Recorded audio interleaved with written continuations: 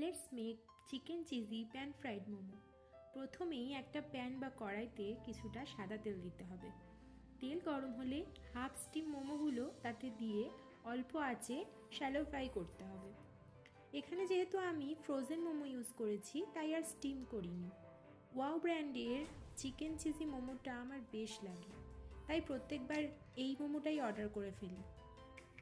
আচ্ছা, মোমোগুলো ভাজা হয়ে গেলে তুলে নিয়ে কড়াইতে অল্প রসুন কুচি, পেঁয়াজ কুচি, আদা কুচি দিয়ে ভালো করে ভাজতে হবে।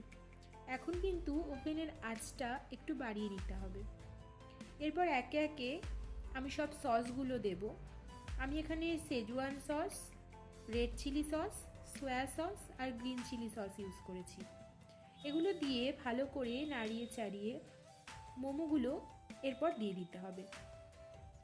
যেহেতু সব সসেই মোটামুটি নুন চিনি অনেক মাত্রাতেই দেওয়া থাকে, তাই আমি এখানে আলাদা করে কোনোটাই দেইনি। তখন আমি টমেটো সসটা অ্যাড করতে ভুলে গিয়েছিলাম, তাই আমি এখন দিয়ে দিচ্ছি।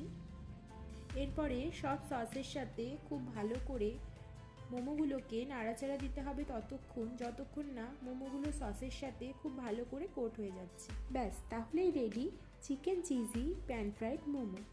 রেসিপিটি ভালো লাগলে লাইক, শেয়ার অ্যান্ড সাবস্ক্রাইব করতে ভুলো না। সবাইকে টাটা।